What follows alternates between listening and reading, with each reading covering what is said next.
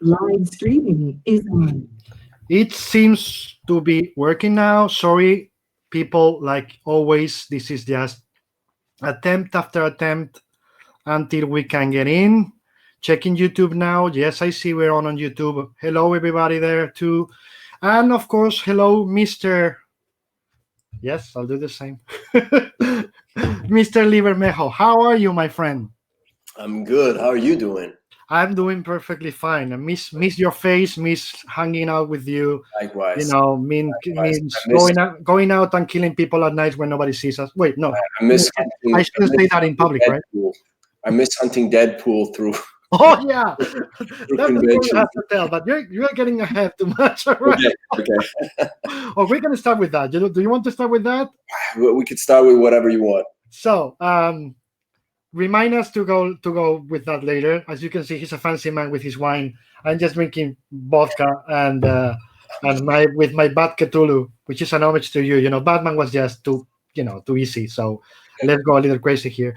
So, how are you doing? First of all, I'm doing good. I think like everybody else who works in our business, it's not that big of a change. I mean, it's it's kind of business as usual, this whole quarantine thing. But just trying to read the right kind of news, and not get caught up in too much of the negativity. But pretty good. Pretty good. What about you guys? Well, much better. You know that things in Spain have because of the so strict measures we took so early. We are starting tomorrow. I think there's going to be 4 phases. It's going to be starting with phase 0 tomorrow, which is, well, last week on Sunday they started letting the kids out for an hour with one parent, and then tomorrow run people who needs to exercise, the elder are going to be added to the thing, and then businesses are going to have a period of adaptation in a way. For phase 1, that phase 1 is going to allow some businesses to reopen, restaurants, etc. But they have to adapt, like for the distances. You want to have a terrace, you can only use 30%, so you have to keep the distance. So they're going to give them a week to not open officially, just open for delivery in a way. At the same time, being in there, preparing their business for what they call the new reality. And then phase by phase is, if all goes well, we'll get to phase 4 by the end of June, I think. But they're already, it's very surgical. Not all of Spain is going to open at the same time. And they are saying, guys, relax. Maybe in a week we have to say phase 2. No, we go back to phase 1 or phase 0. We are going to, account for every single detail. Yeah, it's just going to be a back and forth. I think here's the exact same thing for some friends of ours who run a restaurant and bar here. They can start to have takeout now, which is still something kind of for my town, which is a smaller town. It's still new. Yeah. So this thing is starting to actually change businesses here, which is kind of interesting. It's a positive change, because before they didn't have a lot of takeout food, so to speak. And now, businesses that didn't really do much of it before are having to do it. Mm-hmm. We'll see how it goes, but you won't be able to actually sit in a restaurant, until the end of May, probably here. I think it's the same here. End of May, beginning of June, and with really strict measures. There's some restaurants who are saying, I'm not going to reopen with glasses in the middle because that kills the experience. And I'm like, wait a minute.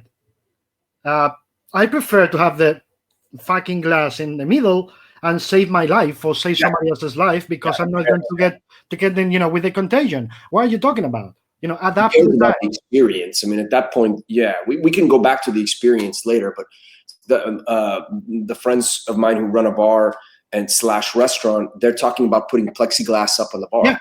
Because it's safer for the client. It's safer for them. Yes. So we'll see. It's going to be a period of adjustment, but you know how it is. We're lucky. I consider myself really lucky because I can work from home. I'm used to working from home. I have friends who are already kind of going crazy here. They're starting to post video confessionals on Instagram, and you're starting to see the breakdown. No, it takes a toll. For example, Paloma has had a couple nights of this week of really, really big difficulty sleeping, and I tell her the thing is, it's just for me, this is not a big change. Yeah. It's a bigger change for my dog than it is for me. My dog is a short-haired, what's the name in English? Short-haired German pointer. It's a runner dog. He needs to run. So with the restrictions, I can take him out, just pee, poo. Yeah. That's it. Fortunately, with the letting the kids out last week, you can get the dog they allow you to get the dog with the kids for an hour. So that's good. But for me, it's not a big change. I'm used to it. But for her, she's always used to go to the office. She's used to take the kid to school, back, etc. So all the things she was used to do out of the house for like 15 days when it's vacation, yeah. But when it's almost 2 months, your brain, of course, it starts to not compute in a way, saying, "Hey, this is not what I'm used to do." Yeah. So I guess got to take a toll for everybody else who's not us, who's used to be, did at home, and then we go to conventions, or we go to a show, or we do something else, or we just go for dinner. But our usual life is to be locked at home. Yeah, and you know me fairly well at this point. I do maybe 3 or 4 shows a year, so I know a lot of professionals too who, even Brian does a lot of shows, and Brian travels a lot. Yeah. So I think for some people, it's a big change. Like the act of going to a convention for them. I was listening to the Shaken interview you did too, and he was talking about the same thing. He misses travel, he misses that, because our life is so much about working at home. I don't do as much travel as a lot of the other guys, but I think at this point you're going to start to see a lot of people start to treat shows very differly. Oh yeah, absolutely. I don't see. Well, last, like 3 days ago, I don't know if I think I sent you, like Cuomo, the governor of New York, letter to Trump saying, I want to keep the Javits, as all the temporary hospitals until October. So it's like, guys, I don't see how New York Comic Con can happen. And even if it did, imagine that the hospital is there without no patient, whatever you want to call it, until October 1. And then they tell you, okay, New York Comic Con is in October 15. Yeah. Who is gonna? And I love Lance. I know. I love those guys that read, especially Lance, the big boss. But it's like, how are you gonna go? Who is the guy who's gonna say, you know what? It's been a hospital for coronavirus until 15 days ago. Yeah. Let's go to that place. Remember, we're talking about the Javits. We are not talking about San Diego Comic Con Center, which is a lot more large, a lot more open. We're talking about the Javits, which is like a box with no real ventilation. Underneath, like where they had Artist Alley these past couple of years. I mean, can you imagine? Yeah. I can't imagine anybody could go to the basement on Artist Alley. Can you imagine anybody going there this year? No, I mean, I'm talking to some other friends. I don't think I'll do a convention for at least a year at this point. We'll see. We'll see the way things go. The hope is that they'll come up with some kind of, at least drug that they can treat, the virus better with. We'll see. I mean, any talk of a vaccine is, so far. Yeah, it's really premature. It's really premature. Yeah. Some kind of treatment, yes. The vaccine, if it takes 18 months, we'll be lucky. I can just say that. So, what have you been watching lately? I mean, in terms of TV shows, movies. I see that in my case, Howard's case, and the other's case, we've gone back to the classics. Yeah. I've seen some new shows, etc. But I was also telling yesterday, Ruben Pellejero, that with Netflix, I have a problem with Netflix. There's so much stuff. Yeah. That I just prefer to go Apple TV Plus or HBO. When I can take my time to select what I'm going to see. Right. Okay, they have 15 shows, the other have 15 million. So I just get like tired of Netflix, like gang, like oh fuck off, I'm going somewhere else. So what are you watching in terms of TV, in terms of movies?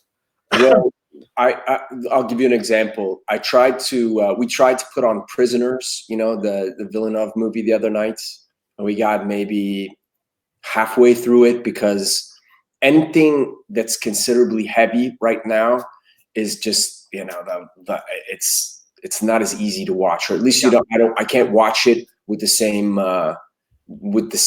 kind of head that I would be able to before. But I'm watching. What am I watching right now? We started watching. Well, I got Amazon Prime. We started actually watching The Mandalorian finally because we finally got Disney Plus in Italy. Yeah, same here. Same. We got it in Italy, in Spain, and France exactly the same day. Yeah. I couldn't get through 4 episodes. I maybe watched 4 episodes. Okay, you did a lot more than Paloma. Paloma did episode 1, and I warned her. This is a Western.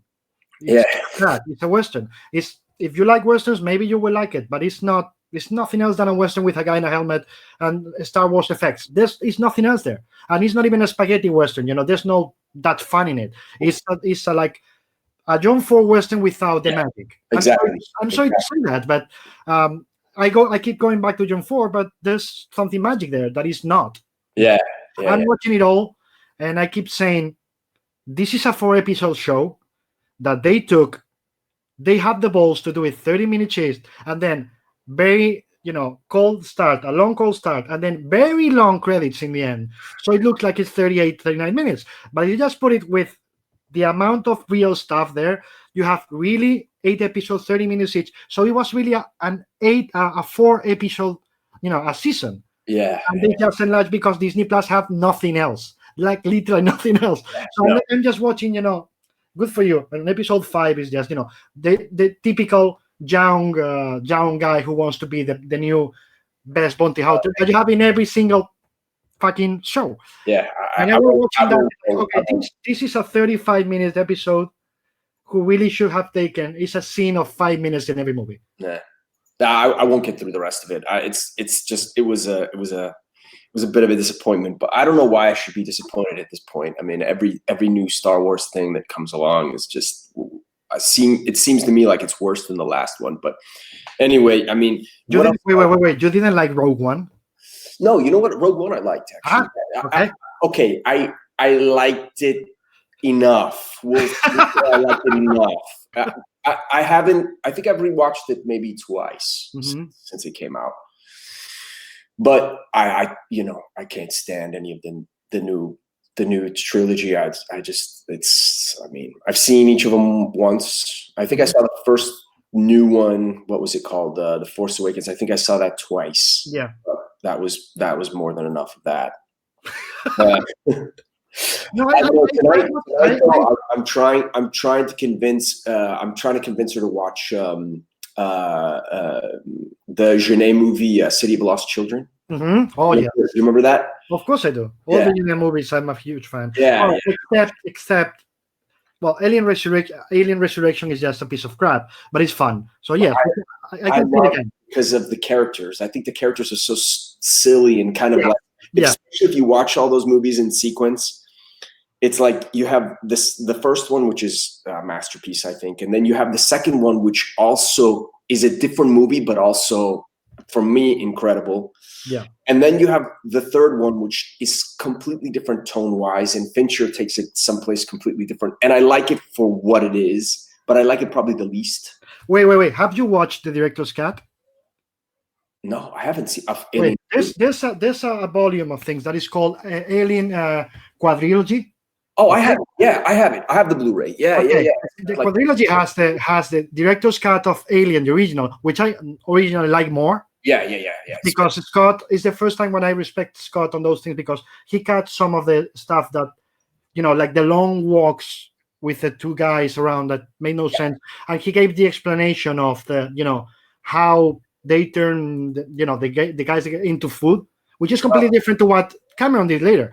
Yeah. But and then, of course, the Aliens director's cut is long and fun. And then the third one, which Fincher didn't want to, edit himself, but it's all based on his notes. I like it a lot better than the original cinematic version because it makes a lot more sense. Yeah. I've got to see it. I've got to see it then. And that's and the fourth one, the quadrilogy. There's a director's cut of Jeanette's Alien Resurrection, which is sillier and funnier.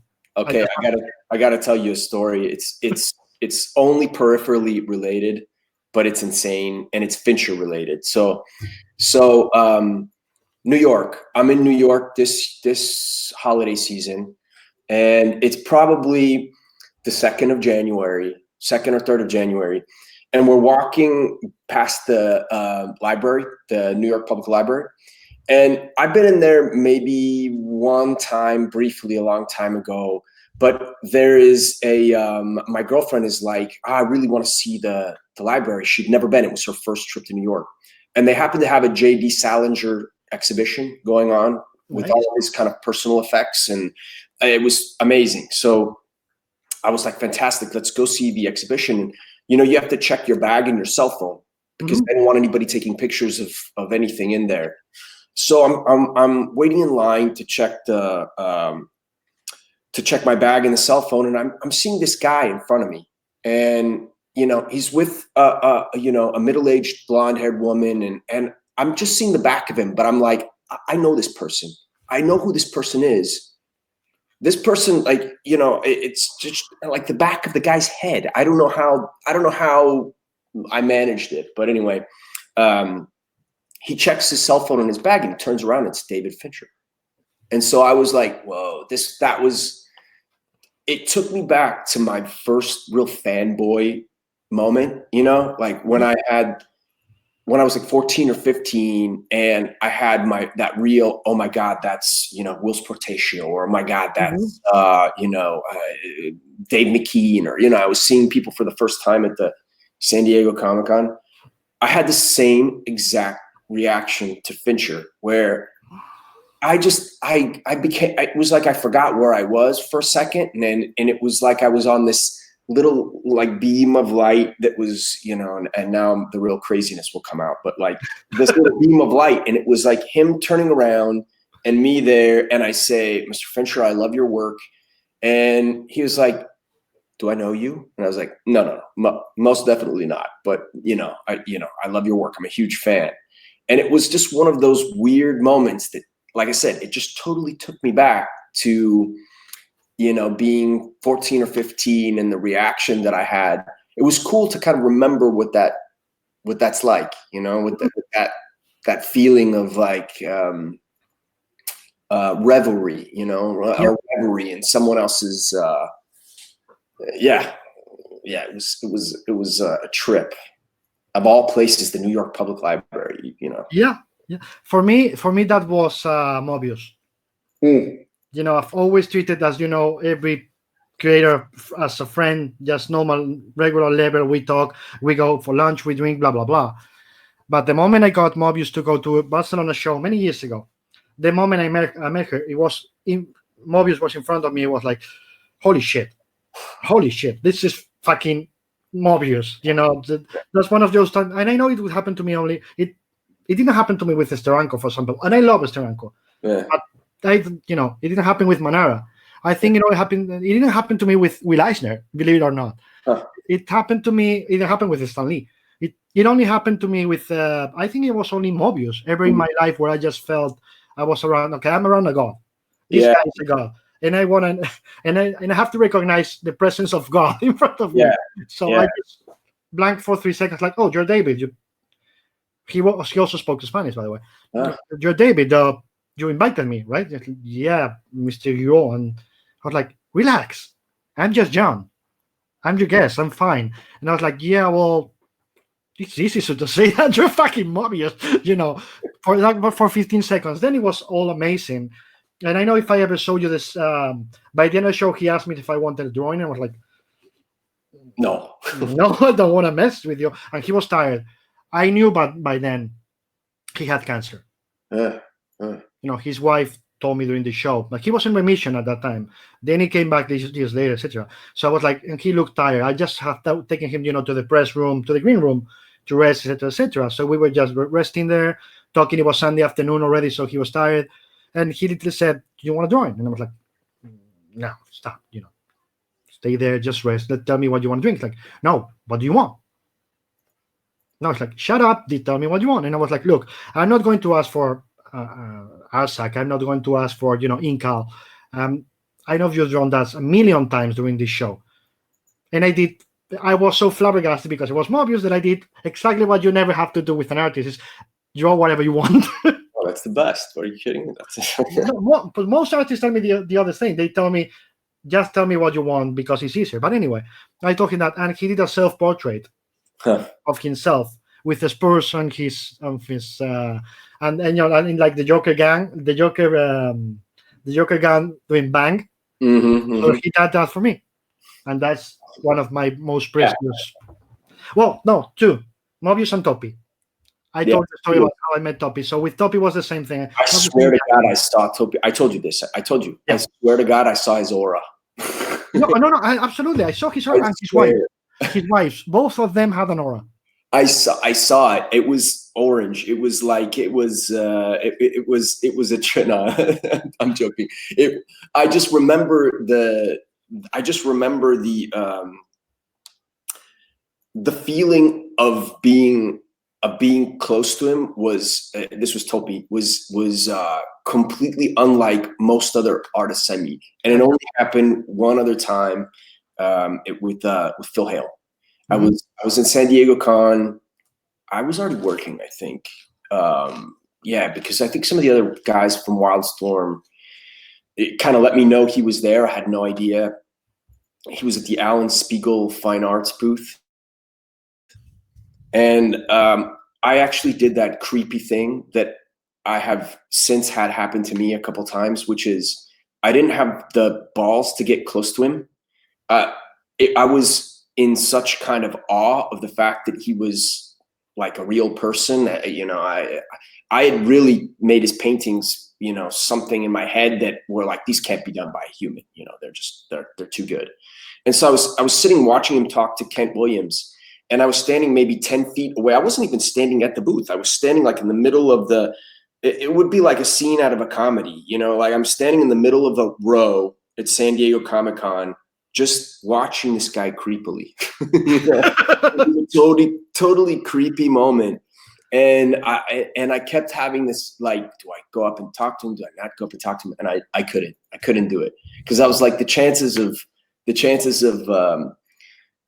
just me making a fool of myself were already, I was already making a fool of myself. I was standing in the middle of an aisle staring creepily at the dude. So I considered it a win and took off.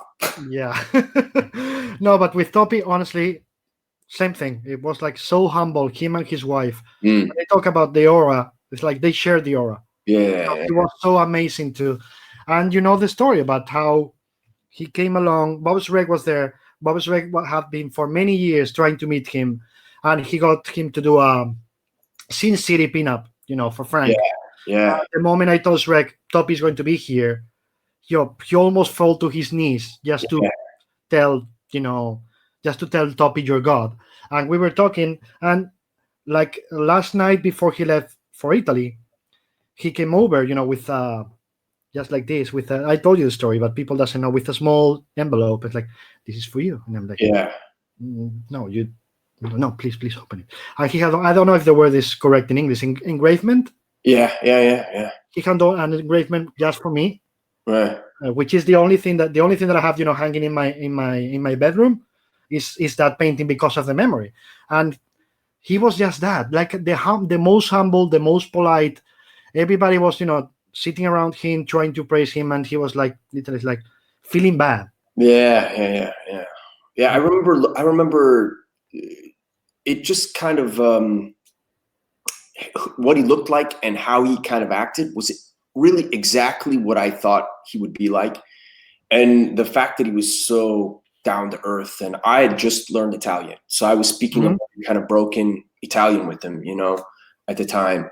And he couldn't have been nicer. He was just such a gentleman. It was really, it was incredible to see that guy who, I think if you ask most artists, he's, up there with the best of the best. So, he has to be. But anyway, that was a long way around. We were talking about TV shows and movies. Tangent ride. Yeah, but we left the Mandalorian. Many people are gonna hate us because we said I just watch it. You don't enjoy it. The last Star Wars movies, honestly, with the trilogy, I just like Force Awakens and the last one, Rise of Skywalker. It's J.J. Abrams. What do? You just go through them and you're done. It's like popcorn. 2 hours. Forget about it. Right. And I love Solo. Yeah, you know what? I think Solo is a really fun heist movie. It's got gorgeous cinematography. Yeah. I'll give it that because I mean, I think it has the best cinematography of any.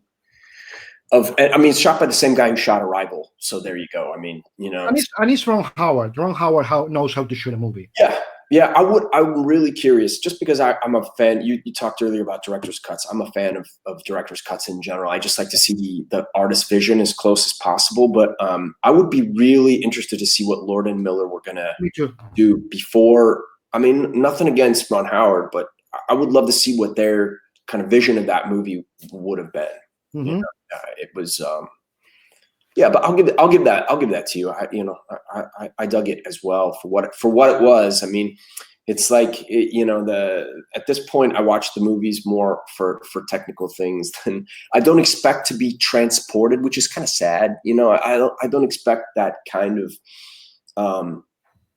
if it happens, when it rarely happens, it's great. Like it happened with Blade Runner 2049, where I was in. I really was in, but otherwise I was mostly looking at Solo for the shots, color grading. I thought was pretty amazing, and it was a beautifully filmed movie. Remind me, what was the name of the director of photography in that movie?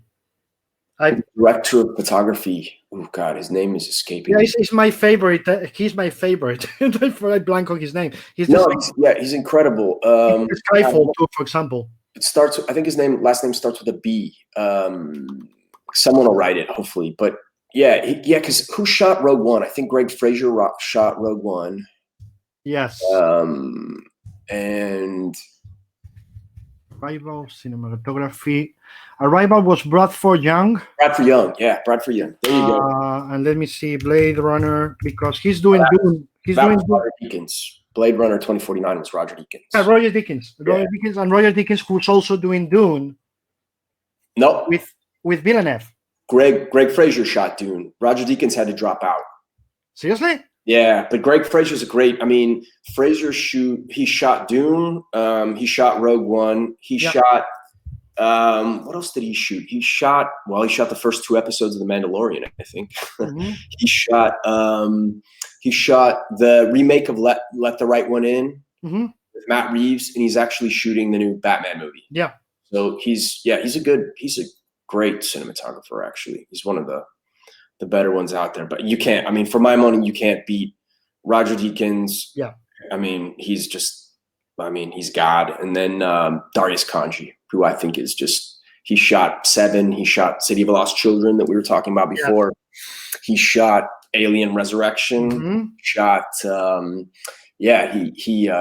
what else he shot Uncut Gems. That's the most recent thing I think he saw, which I thought was pretty incredible. Did you like it? Yeah, I loved Uncut Gems, but I love the Safdie brothers. I think they do like something that I really like in comics, which is, like in comics, there's this rule people have, or a kind of an unspoken rule, where you kind of have to do your close-ups when a character is emoting, and then you've got to obviously pull back for your establishing shot. You know what I mean? The Safdie brothers completely ignored those rules in film, and they will establish scenes on close-ups and then kind of let things play out as they play out. So it's like their movies feel very claustrophobic and but they feel intimate. They feel very like you're having the experience with the characters because of that. And I like that. And I try to do that in comics too. But, a lot of people in comics, you're dealing with such a, static space that if you stay close up the whole time, people have a tendency to feel very, makes them nervous, which you can use, I guess, in your benefit sometimes, but you got to pull back from time to time, unfortunately. So you got to comics. I didn't want to go there, but you went there, so we have to talk comics. We have to go there. So wait, people doesn't believe me because they say they hear me to be much better today. That's because I bought a microphone. Ooh. Okay. Yeah. It's an Amazon cheap shit. You've become fancy. Now stop. You don't need to insult me. No, let's talk about comics. If you can say it, what are you working on now? I can't say it. Okay, so another question. Yeah. What when you were growing up, and I always say the same word. I hate the word influence. Right. But when you were reading, you saw something, even if you didn't know who did it.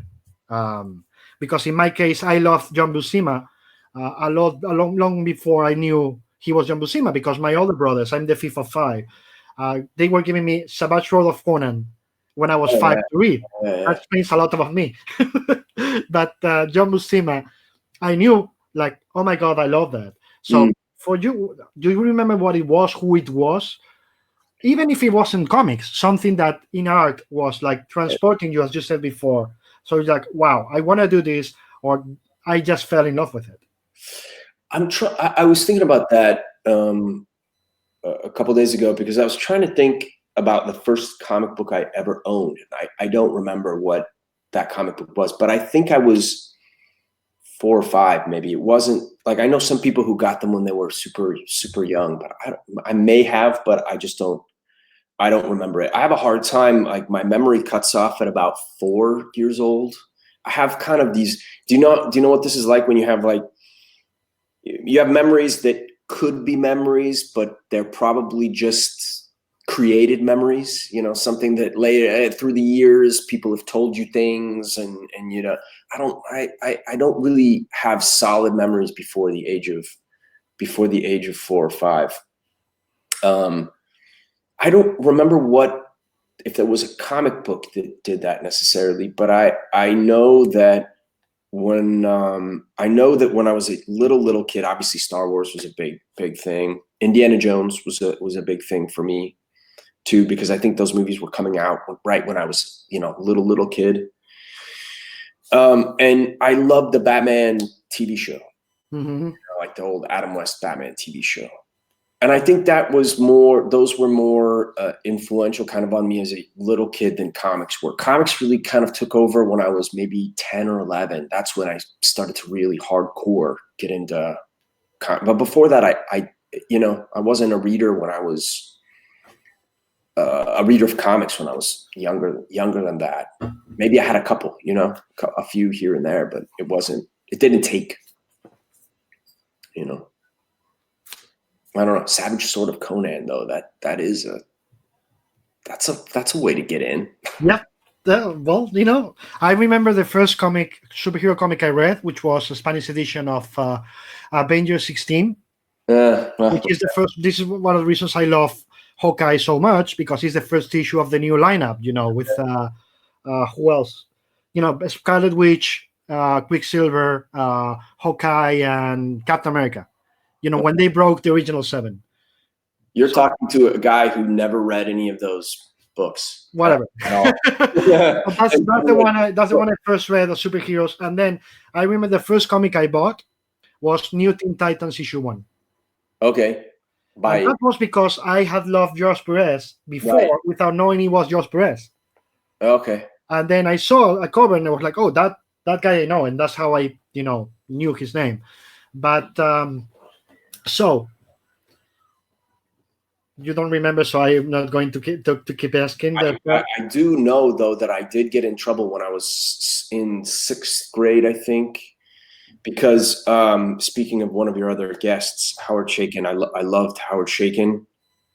And I think it was maybe The Shadow that was coming out at the time that got me into Chaykin's other stuff, like Black Hawk and stuff. But do you remember the American Flag that First Comics started putting out after the first series? And it was kind of like the second wave of American Flag. I think they had a new issue 1. Yeah.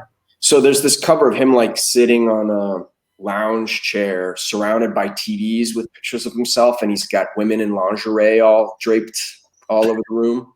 So I was copying that picture, and I submitted it, I think, for the like school art project or something like that.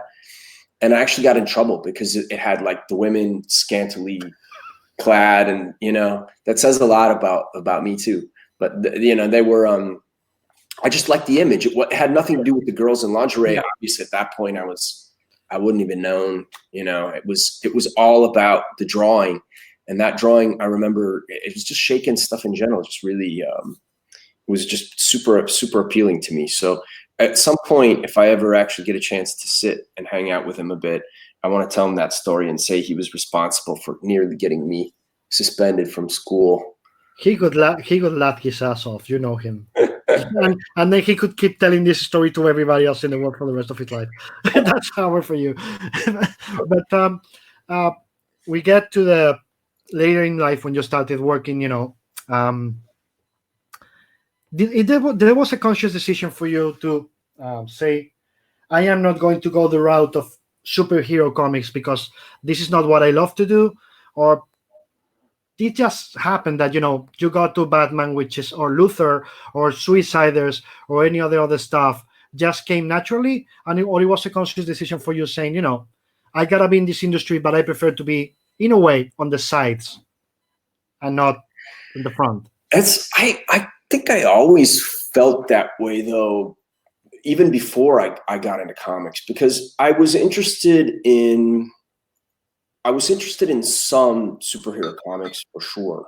And I was 13 or 14 when the Image revolution happened. So I was the perfect age for that nonsense, and it was great because it was superhero content, but it was also artists kind of doing their own thing. They weren't doing these company projects. And that, I think, had a huge effect on the way I thought about the work going forward, because even when I got hired at Wildstorm, my goal wasn't to do Superman. I love Batman, I've always loved Batman, but my goal really wasn't to do those comics.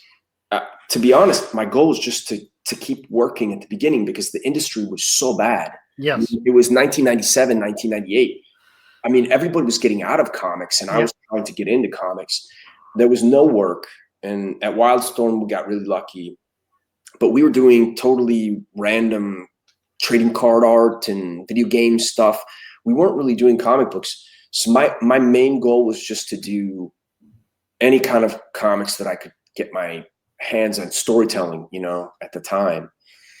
But I wasn't raised in that. I didn't grow up in that moment in comics where I wasn't reading, like you said, Avengers or Batman or Superman. And when I say that, people like, it's not a too cool for school thing by any stretch. I mean, I love superhero comics, has nothing to do with that. It's just, when I was breaking into comics, it was a completely different universe in terms of the actual industry itself. Yes. I mean, until for the 6 years prior, almost every major artist was trying to do his own book. Like Jay Lee was doing Hellshock, or even Frank and Mike had started to do Sin City and Hellboy, and and Arthur was doing Monkey Man and O'Brien. Man and O'Brien. And so at that point, that's what my goal was, to eventually do something of my own, because that's what the guys I admired were doing. And because of the sale of Wildstorm to DC, I mean, that's the reason I started working on DC stuff at that point in time. It's just simply because they didn't fire me. And it really does come down to that. It's that simple. They fired, I think, a handful of people at Wildstorm when that happened. We all got drunk because we all thought we were going to get fired for sure. We didn't. A few of us survived that. And then we started doing, at that point, Jim wanted people to do DC crossover kind of stuff, and they already had some of that in the works. So that's where that Superman Gen 13 thing came from. But I mean, I had no grand design. I mean, a lot of people don't know this, but before working at Wildstorm, I was doing mini comics. I mean, I was doing like, Xerox mini comics with friends of mine, and we went to. You ever heard of? I don't even know if they do this anymore. Alternative Press Expo, APE. Yeah. Never been there, but I know about it. Yeah. Yeah. So we were doing that and kind of selling our little like crappy mini comic, that we were going to Kinko's and Oh my God. I mean, we were literally doing that.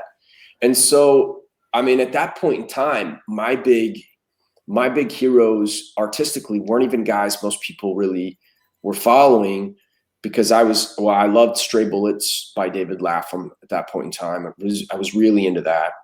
But then at the same time, I was really into like Will Portatio and Aaron Weisenfeld and this guy named Michael Lopez, who was a Wildstorm artist. He did a couple books with Alan Moore. I think Voodoo he did with Alan Moore. But those were the guys I was really looking at when I was, 17, 18. And so, I didn't have that same kind of trajectory where I wanted to get on, I don't know, X-Men or Batman or something like that. So that's a long-winded answer to. Yeah, Weisenfeld is doing painting now, right? Weisenfeld is an amazing painter. Because I remember reading Team 7 by him, and I was like, oh my God, these guys. I remember him and Steve Scrooge. That was the two guys at more or less at the same time when I was saying, these guys are going to be huge. And Scrooge, did something. Then, of course, I started working with the Wachowskis. Right. And then he's back to his own comics. Now he's going back to the Wachowskis, etc. He's amazing. And Weisenfeld, I found out like a year ago, I think, I saw one of his paintings, and I was like, we all were, when he decided to go back to school. I didn't know him, but a lot of the other guys at Wildstorm did. And when he decided to go back to school, it was like, why? No one got it at the time because he was so good. There was, Deathblow Wolverine had just came out, which when you say that out loud, people kind of laugh about it now. But when you see the book, it's a pretty incredible piece of work. I mean, yes, it is. It's stunning. And he was just one of those guys that was kind of upping the level of that work at the time in that particular place, and Michael Lopez did kind of a completely different thing, which was more kind of pin-up-y kind of sexy girl art. But yeah, he was, those were really good kind of, they just didn't do a lot of comic book work at the time. They were just doing their thing. And that was something that Wildstorm really, it's so much time has passed, I think, and people tend to kind of make that Wildstorm experience to be this big thing, maybe bigger than it really was, myself included. It was only 6 years of my life when I think about the actual amount of time, but there were so many guys that came through there that now no one's heard of, and same thing with Top Cow. There were incredible artists that just never really kind of, for one reason or another, never really kind of found a way into comics or found a way to make comics work because, at that point in time, the deadline situation was not the same as it is now. They were much more lenient. Yep. People had a lot more time to kind of follow their fancy.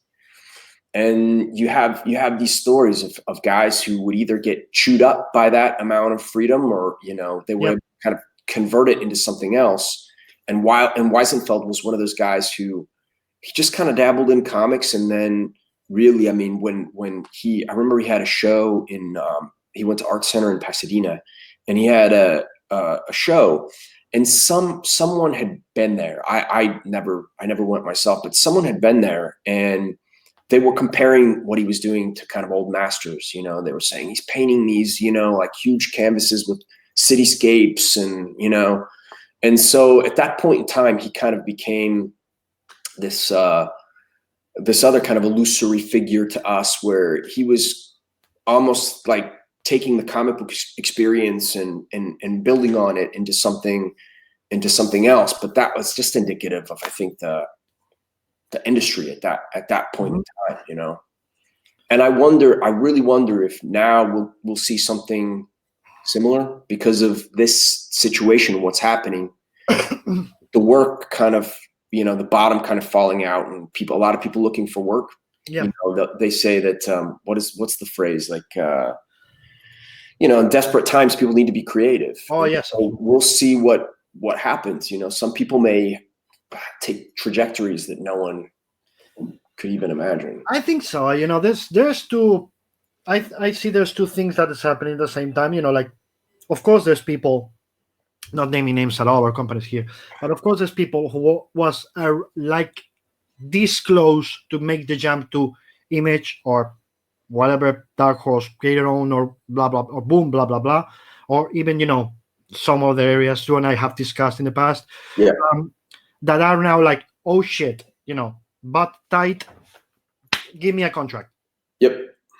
And there's others, which is the people I feel closer to in a way, that are saying, either now I go fucking nuts and do my own thing and jump off. I don't care if it's a cliff. I feel close to that because you know me too well. Like I'm gonna jump the cliff because this is my only chance. This is when I can do it. I am without a job from Marvel or DC because of the situation. I can do two things: try to go back, just call Marvel or DC or any other, and say, "Hey, give me whatever you have," or just, what, I have the time. I'm gonna try to do my thing. Yeah.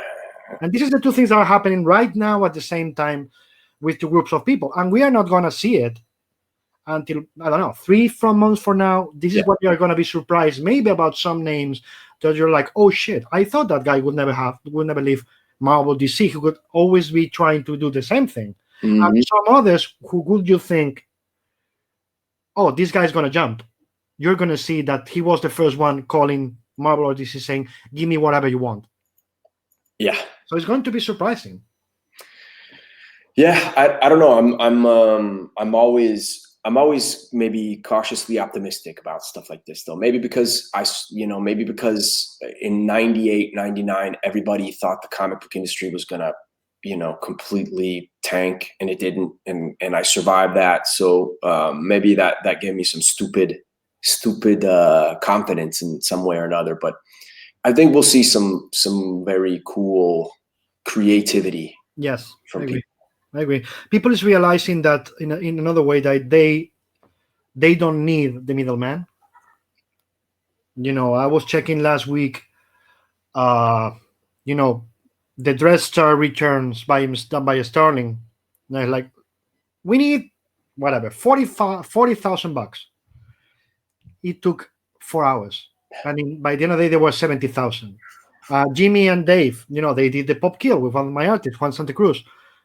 It took less than a day to cover the money they needed. Yeah. So people is there. People is waiting for the material. I always say the same thing. It's not we don't have readers. It's that we cannot reach them. Yeah. Distribution doesn't get to them. If you can get $70,000 in a fucking day, that means people is there. They're sure in their, of course, in Jimmy's case, they have experience because he's delivered 17 projects already. They know he's gonna get it to you. He's not going to, be a fake or not deliver the product. And it's Jimmy Palmiotti. We are not talking about an unknown. But it's 70,000. It's 70,000 fucking bucks in a day. Yeah, I don't know. There's that I think is going to be.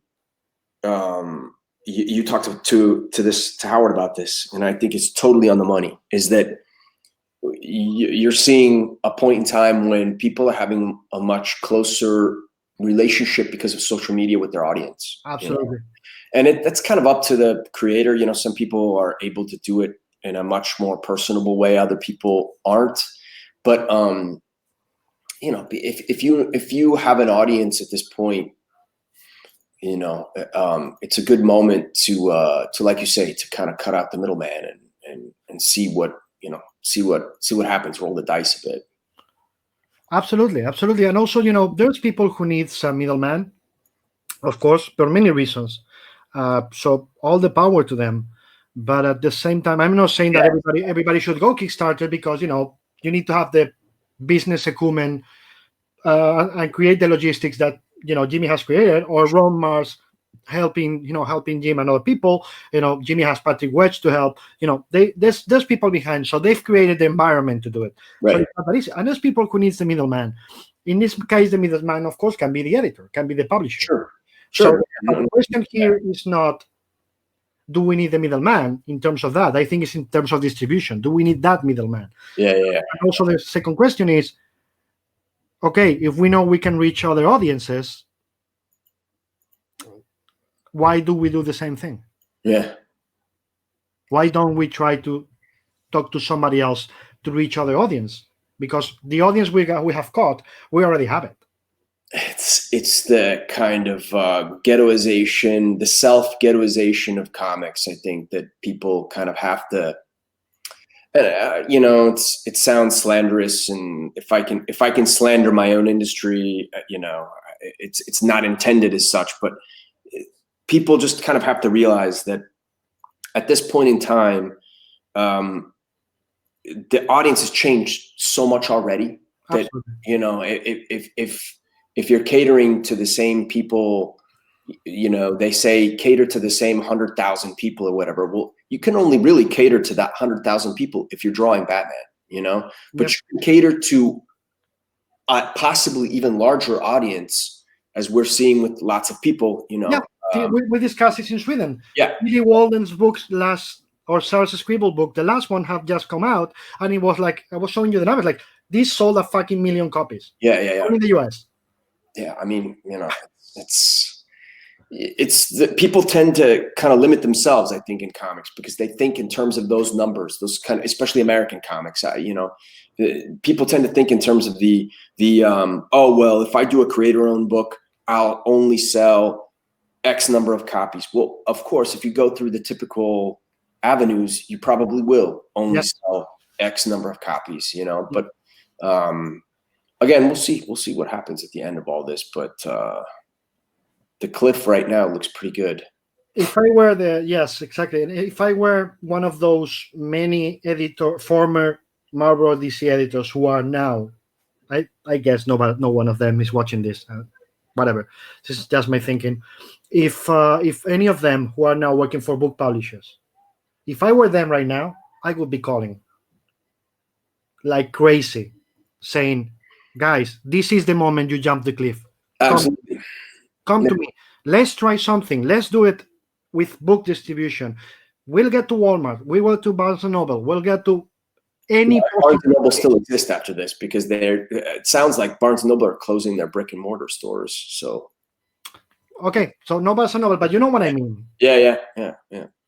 Any possibility of places where I can get where your comic in that kind of distribution. I'm not judging it. It is what it is. You cannot get there. So I would just, if I were those editors, I would be calling, like crazy. Hey, are you free? Have your work stopped? Why don't you try to do something with me? Well, let's find a model where you can work. Because this is the time. As you said, the cliff looks very good right now. Yeah. Because we are in that moment where you either jump or stay behind. Yeah.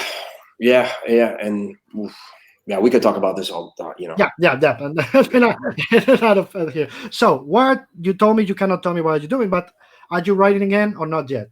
Yeah, I am writing something. And then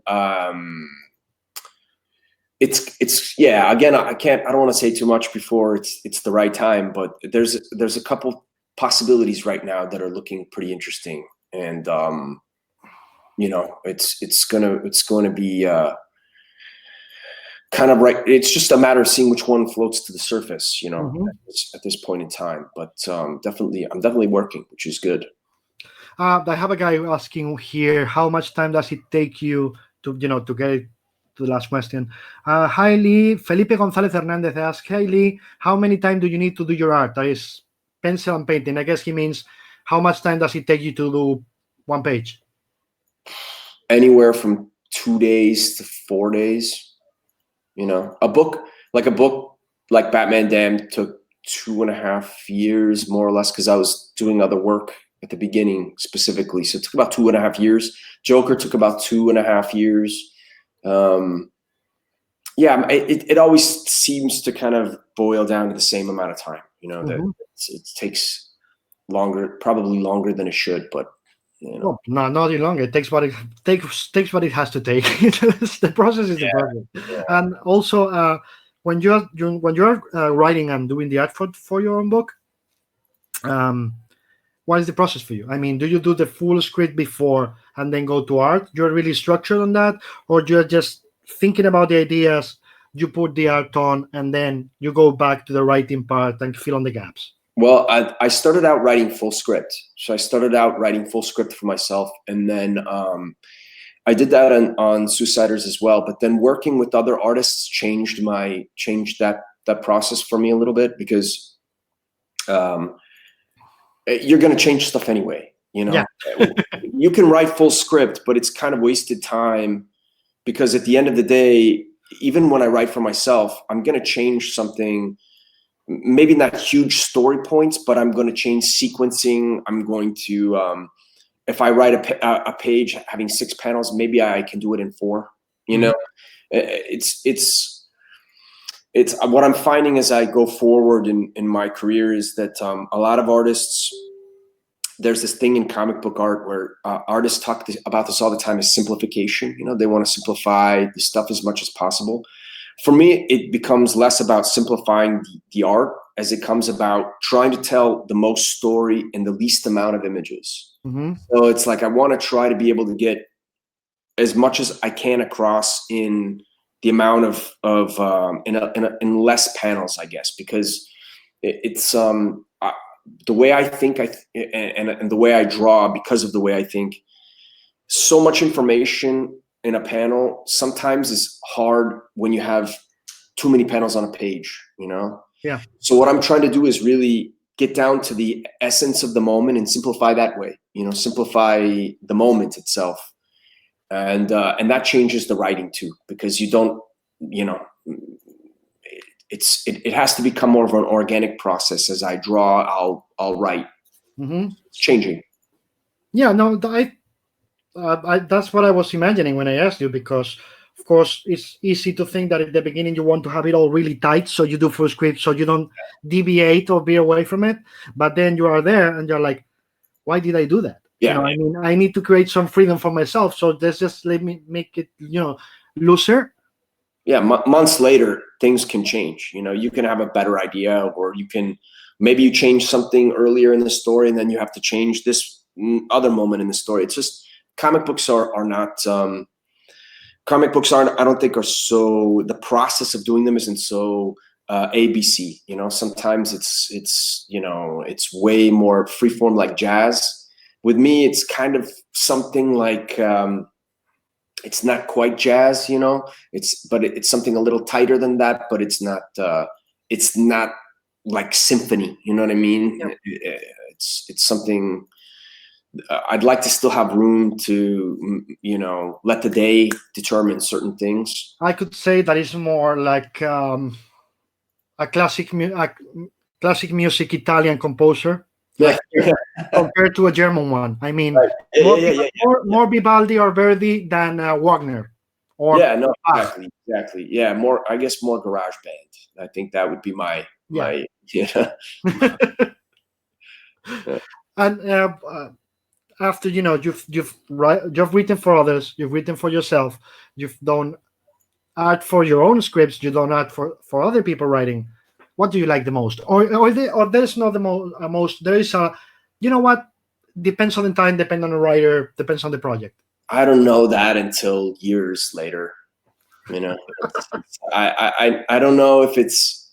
I have different experiences and with each project, and sometimes a project that took really long, it was really hard project to do, winds up in the end, I look back on it and I can look at it with more fondness than I can other projects that maybe went easier. So I don't know. At this point in time, it's just, it's a waiting game for me, because I can't really look at a project that I do with any kind of real lucidity until way long, a long time after years after I finish. And of course your main collaborator is Brian, as we discussed in many times. I know you can't answer the question about the next, so blah blah blah. how has that collaboration evolved? I mean, in terms of, I don't know if he at the beginning he was really tight with his scripts, but then he got looser. And knowing Brian, I probably think that he was loose at the beginning already. But then he was tighter for Brian, which I'll say. Brian never writes description. He never writes panel description. I know. So he writes dialogue, and he'll write one shot, two shot, establishing shot. That's Brian's description. So the cool part of that for an artist is a lot of it falls on your shoulders, and I like that. I really like that experience. But now Brian just we worked the Marvel style, on Dan. So he was writing plot, and a fairly detailed plot, with a couple bits of dialogue here and there where he knew he really needed something like that to be said. But it was way more free form, and because of like the Lynchian nature of the story, we wanted to kind of be able to explore it a little looser. Brian usually is much more receptive to the artist collaboration process. When in terms of comics, do you consider yourself a cinematographer or a movie director? No, I look at it like this. I think the writer is the director-writer, and I think what I do is the cinematography, costume design, set design, acting, and sound design. So I kind of look at it like that, where the writer's still directing me to a sense. I'm not going to make the choice about what the character necessarily does, but as an actor, I'm going to let that character emote in the way I want, and I'll shoot it the way I think it should be shot. So I break it down that way. I don't consider myself a director, but different people have different points of view. Oh, absolutely. Pick one. Okay. Kubrick, David Lynch. Okay, that's a tough one because I know it is. Hey, and I look, I stopped myself. I didn't say John Ford. Yeah. I have to say, Kubrick is a little cold for me. Me too. I love Dr. Strangelove. I think he's brilliant. I'm not sure what my favorite Kubrick film is actually, because it changes over time. And sometimes I have this moment where I go back to The Shining and I'm like, I love this movie. And there are other moments where I'm completely bored by it. I am more in the second part of it. I'm really bored, and I cannot stop myself from watching that movie, and I cannot get scared by Nicholson doing Nicholson. It's Jack doing Jack. So it's like I think that movie was so badly cast in that sense. I think it's a stroke of genius to. Howard said the same thing the other day. To get a guy like Ryan O'Neal to do Barry Lyndon. Yeah. But or all the cast in Strangelove is out of this world amazing, or Paths of Glory, but same thing happened to me with The Shining that it happens with the second half of Full Metal Jacket, which is like those actors doesn't fit this movie. Of course, Eyes Wide Shut is the same. It's like these actors don't fit this movie. Okay, Eyes Wide Shut. I've seen Eyes Wide Shut maybe 4 or 5 times now. Eyes Wide Shut, I detested when I first saw it. I have to recognize I detested it. I have never watched it again. I couldn't. The first viewing of Eyes Wide Shut, what had I seen? What else had I seen of Kubrick at that point? I got lucky because a guy I worked with when I was 16 or 17 was a huge cinephile, and he actually projected in his house films. So every week he would do movie night, and he did basically my early movie culture came from him and my kind of appreciation for film as an art form. And we saw Clockwork Orange, Full Metal Jacket, Strangelove, 2001, and Eyes Wide Shut. That was Kubrick.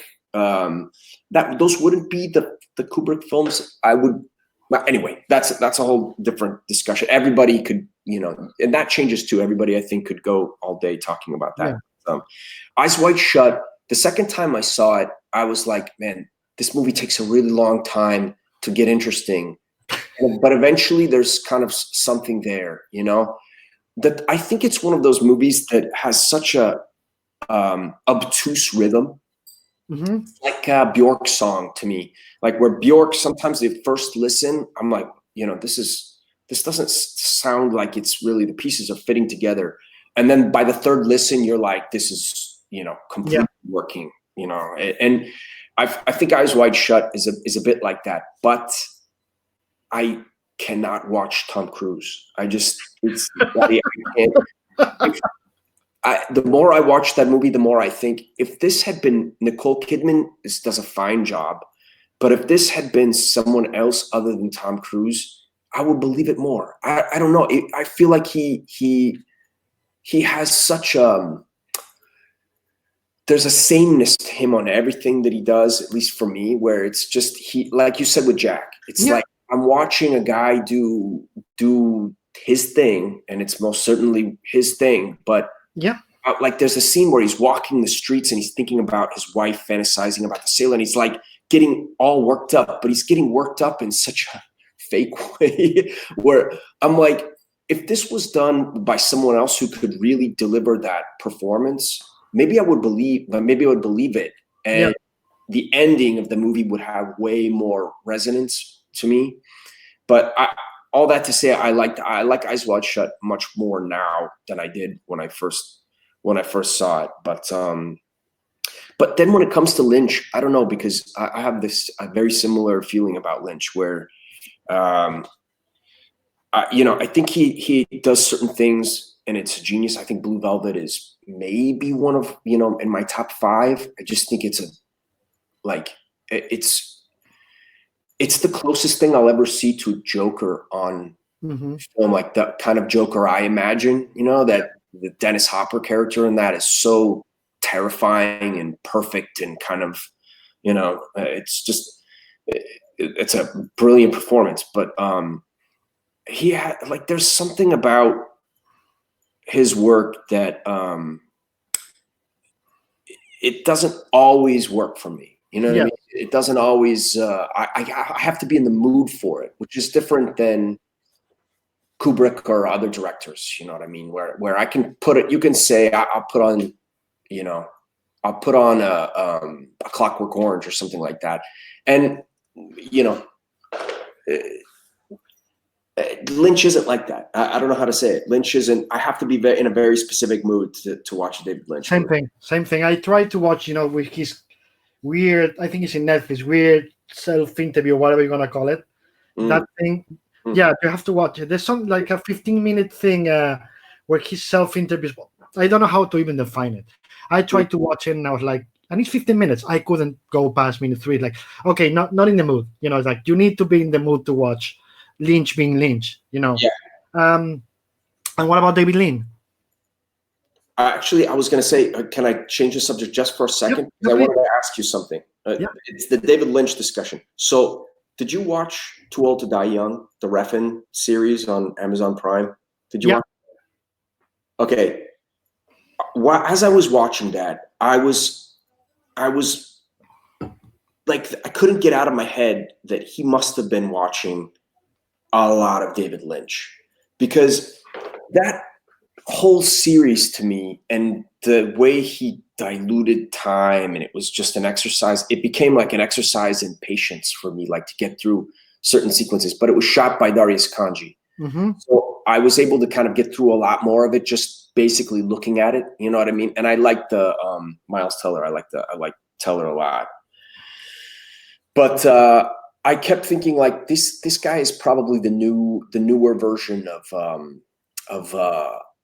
Lynch, but he doesn't quite have that missing piece of Lynch, which is that kind of dreamlike quality. You know what I mean? And that's, I always give Lynch that the notch up for that, because I think that's very hard to achieve. I think a lot of people can kind of try, but they fail miserably. I think there's only 2 guys on the same level, on that level of, they can take it a step farther than anybody else. Who? And still make it work, which is Lynch and Peter Greenaway. I don't know who that is. You don't know Peter Greenaway? No, I don't know. Who? Peter Greenaway. Oh my God! I'm actually really surprised you don't know who Peter Greenaway is. You haven't watched The Belly of an Architect No. or The Cook, the Thief, his wife, and his lover. No. How do you spell it? Greenaway, like green away? Greenaway. Yes. Okay. All right. I am. Wow. I was actually thinking you were going to mention him. So, that's a painter who does movies, literally.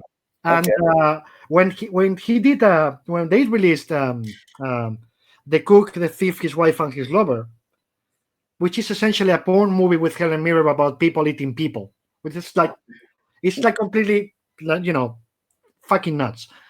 There was so much fuss about it. They didn't want to release it, etc., etc.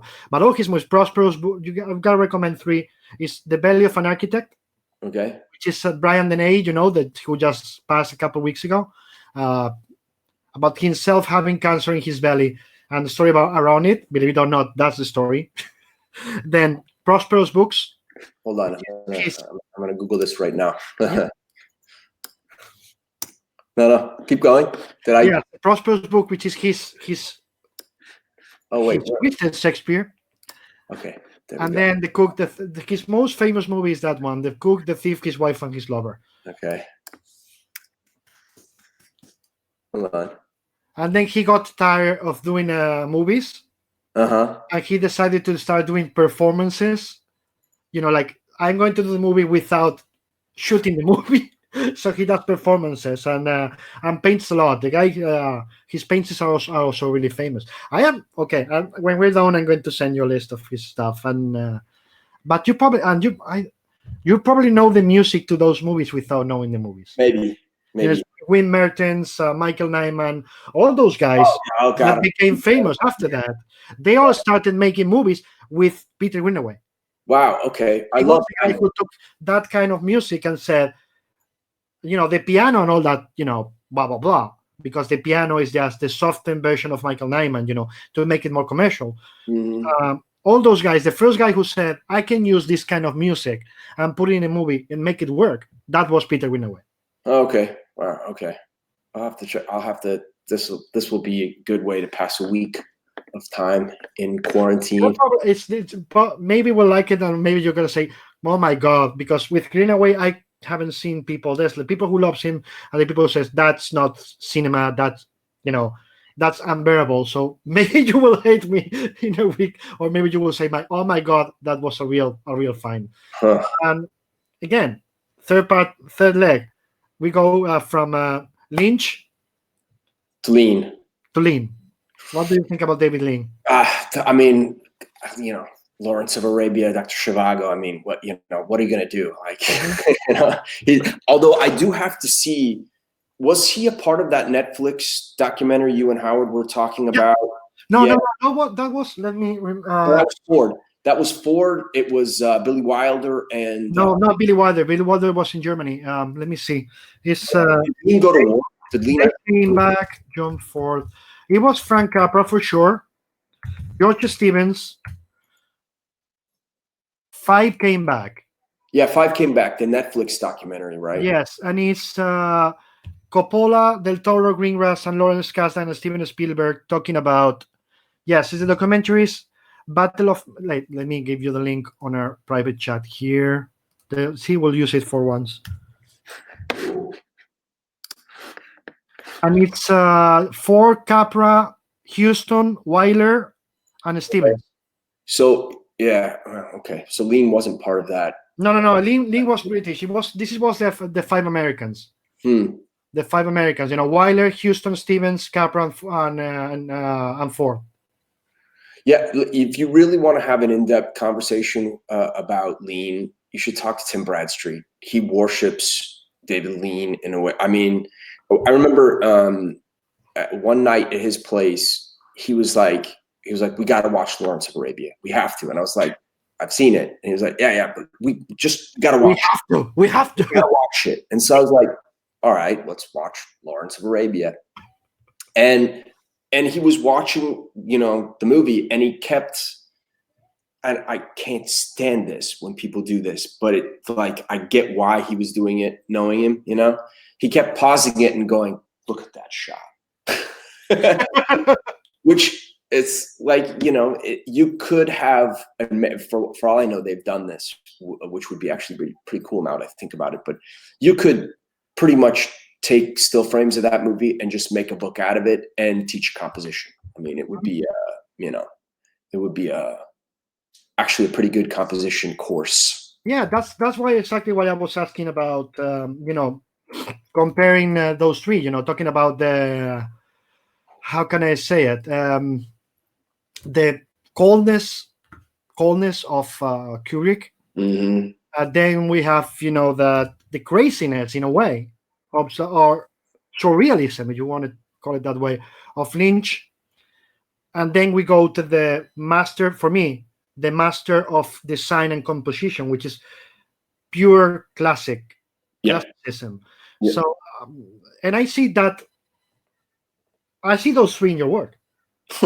I mean, I see a certain Lynch, maybe the less Lynchian, maybe just in the kind of Kubrick. I don't know if I would.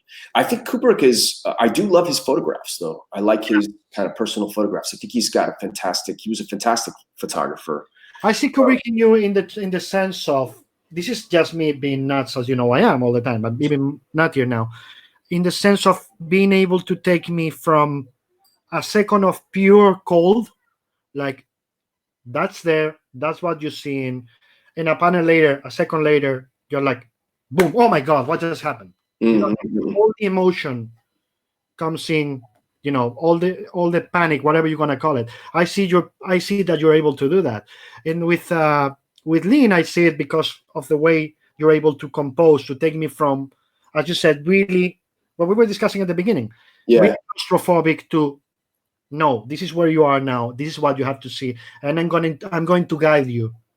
So if I want to scare you, or I want to feel you to feel disturbed, or I have to take you there. I'm not just going to do a splashy panel just because that's an easy way to get emotion. You guide the reader to that point. Wow, those are big. Those are three big names. But I think here's a good question for you. Who do you think are the modern, and I'm talking about people working now, equivalent of those three? Lean. Well, if I don't say Spielberg will kill me. He doesn't know me. Now, Spielberg is, his personal god is David Lean. He loves every other movies. He loves every directors. I don't agree with him. I agree with Orson Welles, as I said many times during these recordings. There's John Ford and there's everybody else. but modern. But John Ford didn't do The Third Man. What? But John Ford didn't do The Third Man, which might be one of the most beautiful movies I've ever seen. But Orson Welles didn't do The Third Man either. That's right. What am I talking about? Yeah. Well, let's be honest. It was Orson Welles. I cannot imagine Orson Welles being a part of. No, you're going to do it this way. Yeah. Be honest, just the performance where he first shows up in the movie. I keep thinking that was directed by Orson Welles. That wasn't directed by the other guy. That was Orson Welles saying, no, we're going to shoot it this way. But anyway, in terms of epics, like being absolutely epic, I have to say, if we talk about the epics only in David Lean, I have to say James Cameron. Okay. I don't think there's anybody who can be as epic, like literally epic, like crazy epic, and make it work, shooting and make it work as Cameron. If we have to say surreal. Okay, it's not going to apply, or maybe you're not going to agree with me, but I think Denis Villeneuve is an improved version of David Lynch. I was going to use Villeneuve. Villeneuve, how do you pronounce it? Villeneuve. Yeah. I was actually going to put him in terms of Lean, because he gives you these amazing, like when I watch Sicario, those amazing shots of the desert, or of shadows of, like on the plane, the shadow of the plane underneath you and stuff like that. But I see your point. I see that too. I see it. The thing with Villeneuve for me is that I think he's the biggest genius right now in directing American movies. Sorry, but it's not even close. He can give you Ridley Scott. He can give you David Lean. He can give you James Cameron. He can give you, have you watched Hell of High Water? Yeah, Taylor Sheridan. Yeah. Taylor He Sheridan. can give you that too. If he wants to be Villeneuve, he can also give you that in Sicario and others. That's the kind of guy where I can say he can do whatever he wants and he's gonna nail it because he has that strange quality to be able to do. I'm gonna do science fiction. Boom. I'm going to do fantasy. Boom. I'm going to do whatever he wants to do. He can nail it, which is not easy. Not easy. Yeah. So I could say Villeneuve. I have to put in there and compare somebody to Kubrick. Christopher Nolan. Yeah, the closest thing is Christopher Nolan. Coldness too. I mean, he's very surgical and he's very and his movies lack a sort of emotional quality. You know what I mean? Like they're in the same way I think some of Kubrick's movies do. It's like they're very a beautifully put together thing that keeps you very much at arm's distance. You know what I mean? But that's the difference. I think Nolan chooses not to do emotion, but he can. Huh. Kubrick couldn't, because Kubrick was just. I keep recommending this, and I was discussing it with her again. The Spartacus book by Kirk Douglas. In fact, I have to check that out. And where he explains how Kubrick was with everybody, and blaming himself, because Douglas blames himself, saying, "I hate the man I was. I'm not proud of the man I was." But he tells the stories, and then you hear about other people telling the stories of how Kubrick was with everybody. You see, the guy wasn't calling his movies just because he was faking. No, he was a sociopath. That was Kubrick. And you see how was a recluse that didn't talk to anybody for years, etc., etc. I was in an exhibition with Paloma years ago in Berlin. That one of Kubrick, has the whole where Bowman disconnects how a lot of the setups, and there was I don't know if it was a recreation or it was real of where Kubrick worked, or of the place he worked during 5 years to do the Napoleon movie that never happened. Yeah. And saw that space and explained a lot about Kubrick. Huh. About his mind space was a box. Huh. And I could apply that to Ridley Scott too. Ridley Scott has always hated dealing with actors. Yeah. He wants robots. Yeah, I think the difference between the two is I think Ridley Scott's a genius, but I think Ridley Scott really needs a good script. And a producer. He needs a producer. Maybe so, but Kubrick. Could you imagine if Kubrick actually managed to do AI? If he had actually done that, he's an amazing music video director, and he actually used to draw comics or used to paint comics for 2000 AD, I think. Mm-hmm. God, his name's on the tip of my tongue. What is his name? He did a crazy video called Rubber Johnny, and he did the Aphex Twin videos. What's his name? Aphex Twin.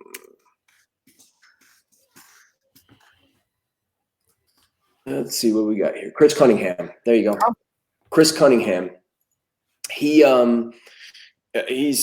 pretty brilliant himself, but he was apparently, I heard this story secondhand, but he was apparently working on AI because he did that Bjork video, All Is Full of Love, with the two robots that are starting to have sex.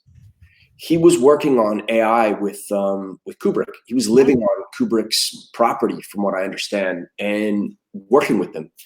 And at some point or another, I'm dying for someone to actually talk to him and interview him about that experience, because he was a young guy. He did work on the Judge Dredd movie with Stallone. He did a lot of. Did you know him personally? What's up? Did you know him personally? No, never met him. But because if you did, we could bring him here and just ask him about it. But it would be pretty interesting, because I know he was people said he was living on Kubrick's property at the time, and they were working on AI.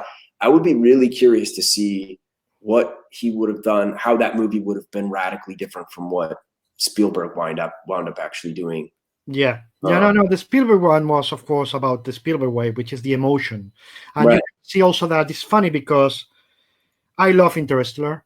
I know there's people who doesn't like it. And it affected me personally really much, because it was released, I think, like 3-4 months after our daughter Erin was born. Okay. So of course that is scene when he leaves the daughter behind. I was crying Mm-hmm. because it was like that.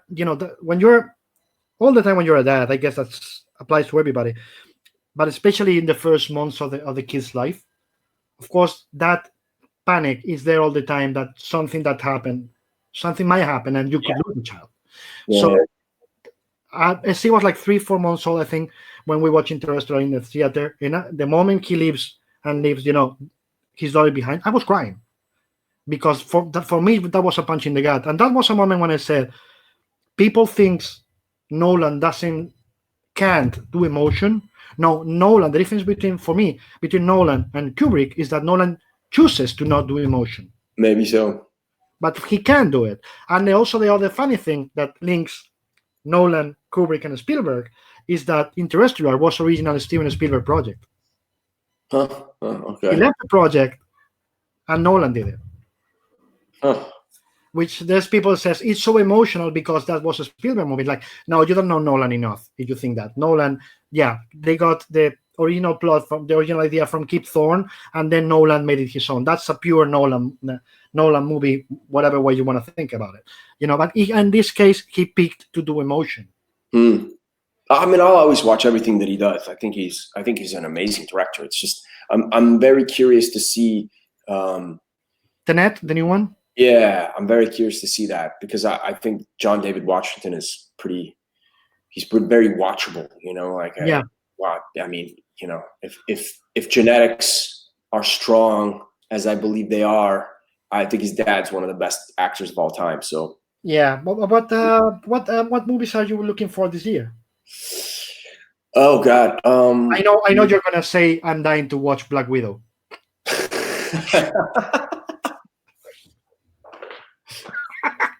Is that coming out this year? Yeah, who knows? Yeah, no, it is. They delayed that one and some others because of the coronavirus, but they took the Eternals date, move it to next year, and they moved Black Widow. I think I'm not sure, November or something. I can't. I was talking to a friend of mine who has nothing to do with comics last night, and he was basically saying, "Do you like those Marvel movies?" I admit, I can't get into them. I just can't. And nothing against them. They're very well made movies for what they are. But first of all, I don't really have emotional attachment to the characters. Yeah. I don't watch them going, oh, that's incredible. How could they do that to, Black Widow or whatever, So I don't know. I can't say that I haven't even seen the latest Spider-Man movies. I don't know if those are, people tell me they're good. The Spider-Man movies, the best part of it for me is that they did what they should have done at the beginning with high school Peter, right, with a very gifted actor. I think that Tom Holland is a really gifted actor, and they're just fun. It's like I'm going to do fun Spider-Man movies of a teenage Spider-Man. Right. They're just fun. All joking aside, this year we have June. They have Doom, of course, which is for me that's like the biggest. Every time the Villeneuve does something, I think Arrival is my favorite movie the last probably 20 years. Yeah, Arrival is so tough for me to watch. It's a great movie. It's a really good movie, but oh my God, it just gets me. Remember what I told you about the daughter? Yeah. I cannot watch. I've tried to watch Arrival again and again. Yeah. I cannot finish it. Yeah, it's a rough. The moment when you realize I'm not spoiling it. Don't worry, anybody. What's is known because of what happens in the movie that's gonna happen too. Yeah. Not saying anything else. That point, I have to stop. Yeah, it breaks my heart. Again, I have a kid, so it's like, right. And I think it's the best movie probably in the last 15 to 20 years for me. But it's so poignant. It gets to you that in such a way. It's not that easy Shyamalan thing when there's a twist. I'm going to try to be Hitchcock without, the talent to be Hitchcock. Yeah. It's just, it gets you in gut because it feels natural. Yeah, it was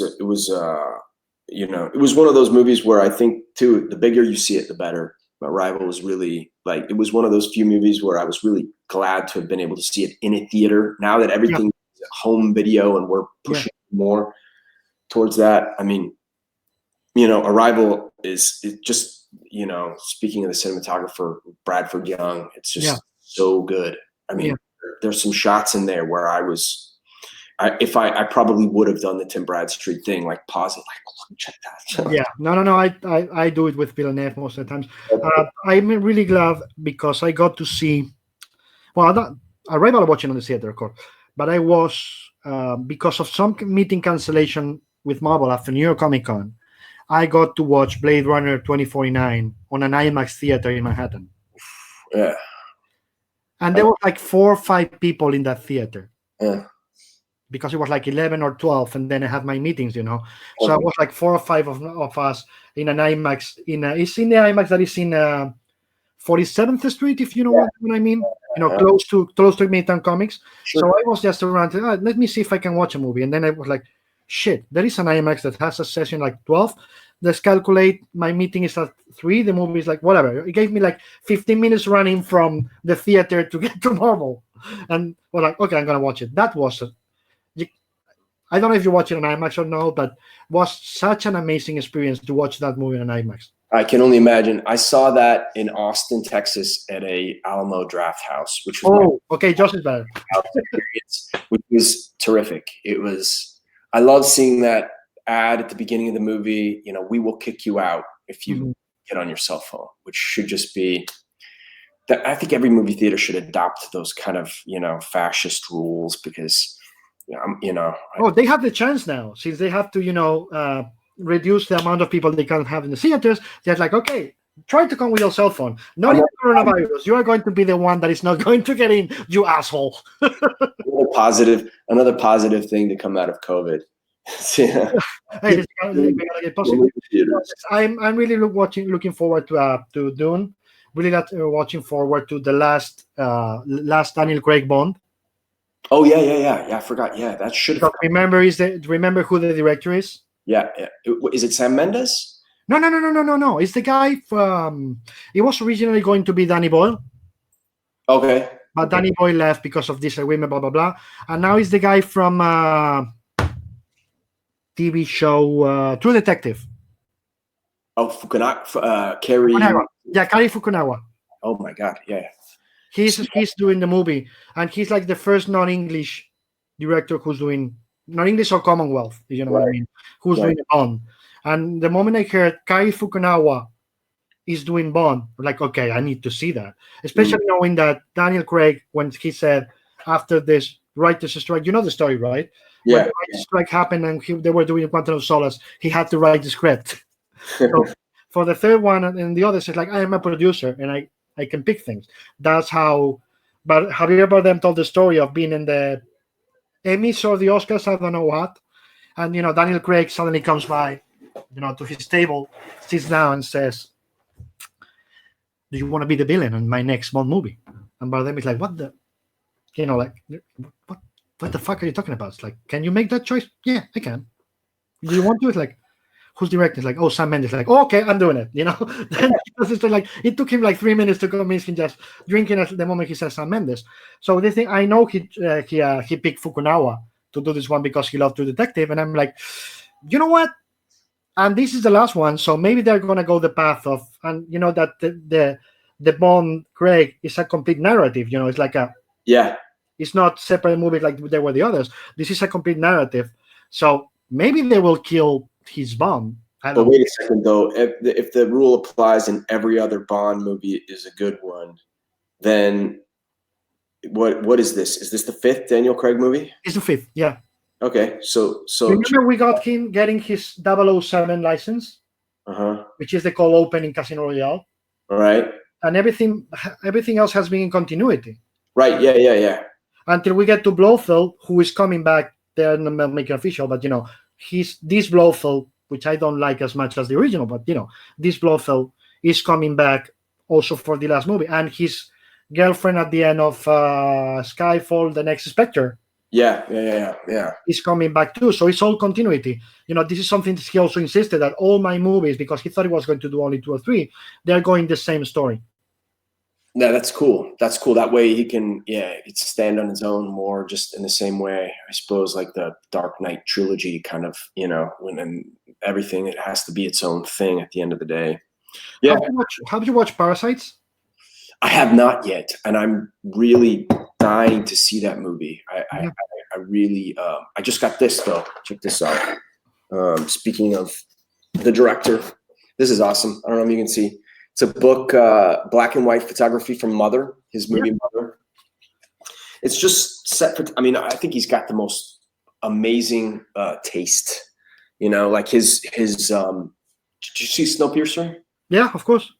That movie's gorgeous to me. Just the visual language of the movie and his taste in terms of what he likes shot wise is very similar to what I like to see. And he's just, God, he has a way of developing the look of the film that I really like, and so I can't wait to see Parasite. It's so amazing that in the I don't remember if it was when he got the Oscar, or if it was in the Golden Globes or something, that the first person he mentioned it was Almodovar. Yeah. And everybody was thinking about the influences this guy has, and he goes, no, my main influence has always been Pedro Almodovar. And the moment I heard that, I was like, shit, that explains so much about how he's able to, I am not going to say anything about Parasites, but how he's able to touch so many different levels of narrative in a movie, and being so freewheeling when he can be really tight, but then I'm going to just go freewheeling because I can, and he can do it. Have you watched Pain and Glory, by the way? No. No, yeah, I don't know if you're even a fan of Almodovar's movies. I definitely like him, but I haven't seen the last one. I have to admit, like I have this thing now where I still go to the movies, but the experience, at least for me, has become such a battle each time I go to the cinema. I don't know what's it like in Spain. Do people talk to the screen like they do here? No. No. There's always you always get an asshole with the cell phone, etc. And I have a lot less patience that Paloma has. Paloma sees it's like she's like, well, he'll turn it out, he'll turn it down, it's like just a second, he's doing it, and I just see a light.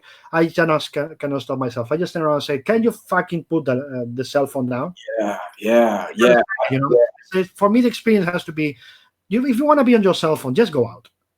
My blood pressure gets I get so pissed off when I go to the movies because it's just clockwork. I wind up with some asshole sitting behind me talking or texting or doing something, or we were watching this was a while ago. We were watching Only God Forgives. Mm-hmm. And there's this scene where he's got his girlfriend, Gosling's in the strip club, and his girlfriend comes up and he's starting to feel her leg. And this fucking asshole is behind me.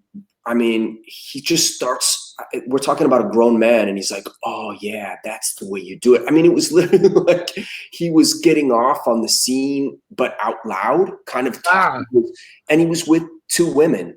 And so it was it was ridiculously immature, first of all, but he was being loud and kind of going on and on about it. At a certain point, I just stood up, turned around, sat on the chair in front of me, which was vacant. And I just watched him, and I was just like, man, I don't know what to do here, because I'm watching the movie, but you're clearly as entertaining as the movie is. And this takes us to sad Deadpool. But I could not enjoy the rest of the movie because I was so pissed off. Yeah. So at this point, I have to kind of be either I go to see a movie at a 5:00 showing when no one is in the theater. I gotta say, we always go in the mornings. Right. We all matinees, whatever you want to call it, and we always we never go to see dubbed.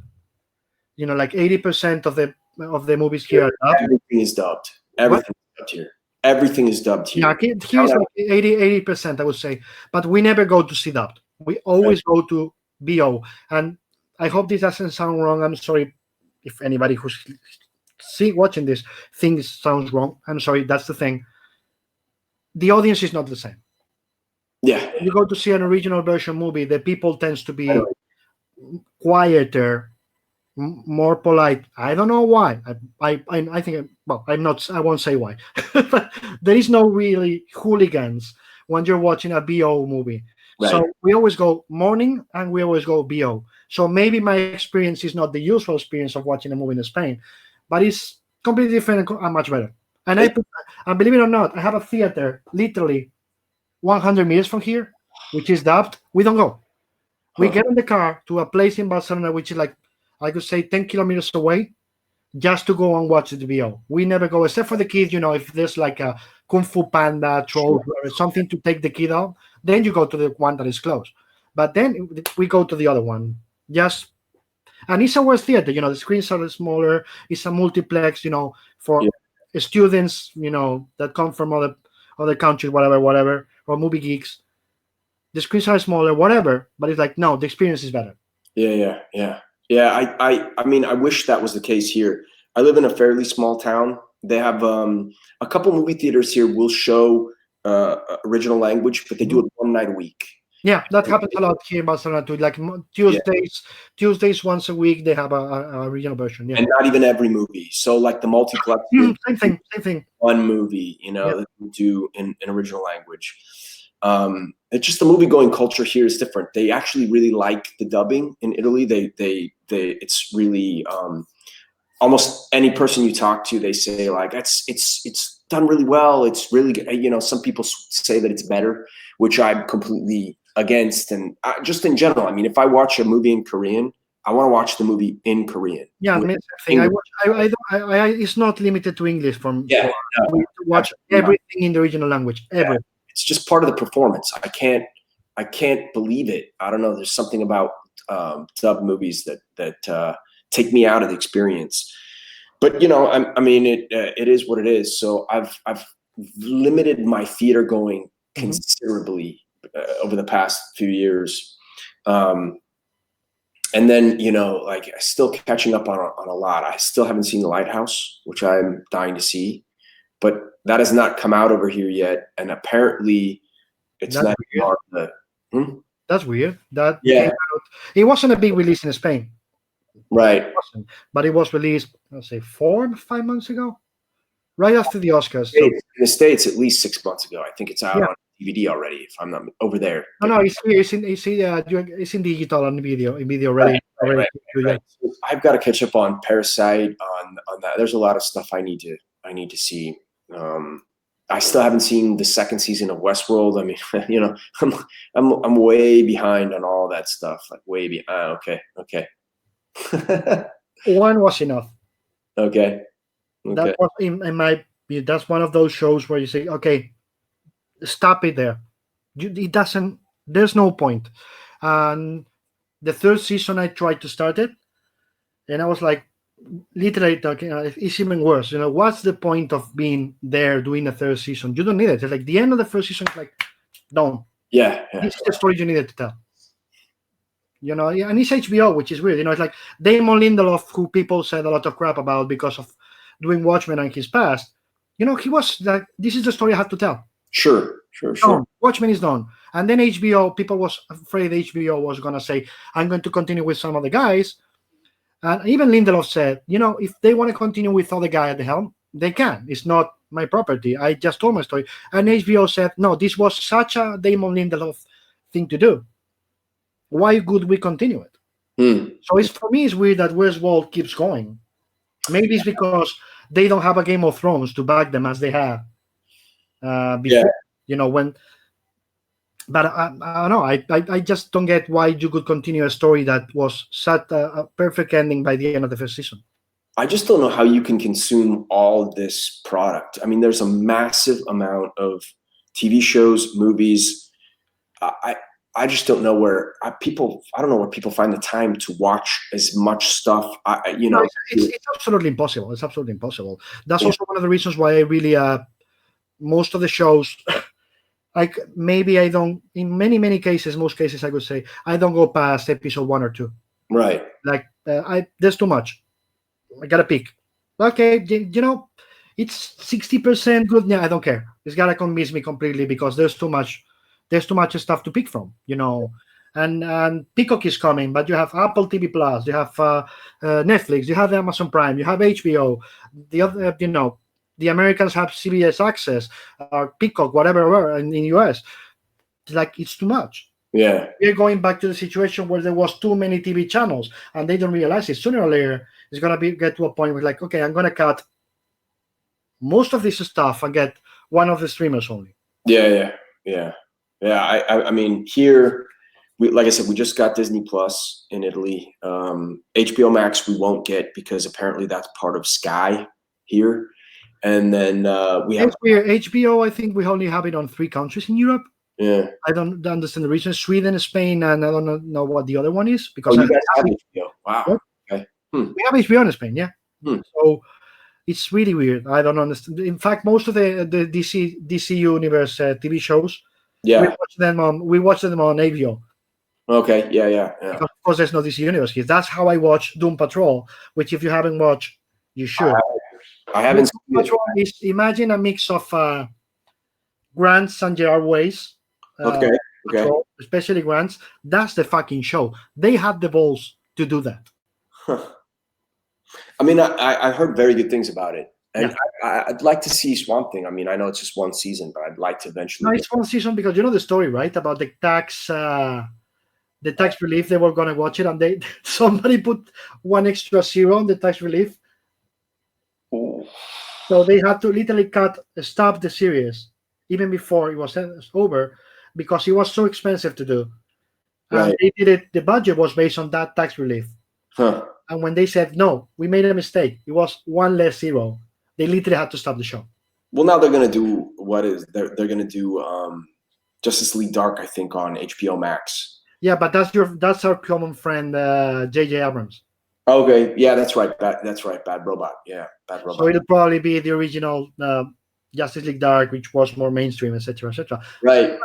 I hope it's good. The guy does what he does. Is he going to direct it though, or will somebody else? I think it's his company producing only. Yeah. He's doing an adaptation of Stephen King and that thing for HBO Max. So what is let's be finished because you have things to do. What is the food you miss the most from your travels? I miss tacos. I thought you were going to say oxtail or fabada, but anyway. Oh, that's too. No, I miss I miss tacos. But I would miss tacos no matter what. It's when you grow up in Southern California, they become like the go-to food pretty much, and that's what I miss more than anything else. I miss that, and I miss cold brew coffee. Those are the things. Those are the big things on my list. But I mean, we've been cooking here, more than probably I've ever cooked in my life. And it's been a great experience. It's been surprising and something new and something fun at the same time, which it never really was fun for me before. As you know, I'm a big fan. I like restaurants. I like to go out and eat. And I like to eat well if I can. But this has been good in that sense that I've kind of discovered a different side of food that I hadn't tried before, which was the kind that I make.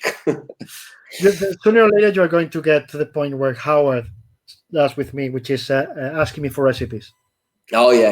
And to get ingredients, like, okay, I want to do a fabada. Which is the right? I think he said something about it the other day. It's like, which is the right ingredient to use here? What kind of chorizo? Like, no, you can't use Italian chorizo. Oh, but you have to use what kind of blood sausage? No, you cannot use the rice one. You have to use the onion one, etc., etc. It's really funny because he gets into it and he has a garden. Like, no, don't use that. He shows me pictures. Don't use this. Don't use that. That's really funny. And the last one, you have to tell, because you started it, you have to tell the sad Deadpool story. Oh, the sad Deadpool. Hey, not my fault. You brought it. So how did that start? It was a cosplay. Because we were fucking bored. Right. That's how it started. No, it came. That I was think a great it's show. the guy came over the booth or table, just walking around like a Yeah. couple times with no rhyme or reason, looking sad. And it's like the second or third time he did it, you just like said, "Fuck it, I'm going to just follow him and see what he does." I started to kind of obsess over this cosplayer who was dressed up like Deadpool. Yes. And he was just so sad. And not sad he literally looked like he was sad. I mean, his head was always down and he was kind of like walking with and then he would sit like by himself and kind of stare at the ground and occasionally kind of move his feet around. And I was thinking, come on, man, you're at a comic book convention. Go enjoy something. But there was the great moment where I caught him in the DC booth watching Batman Begins.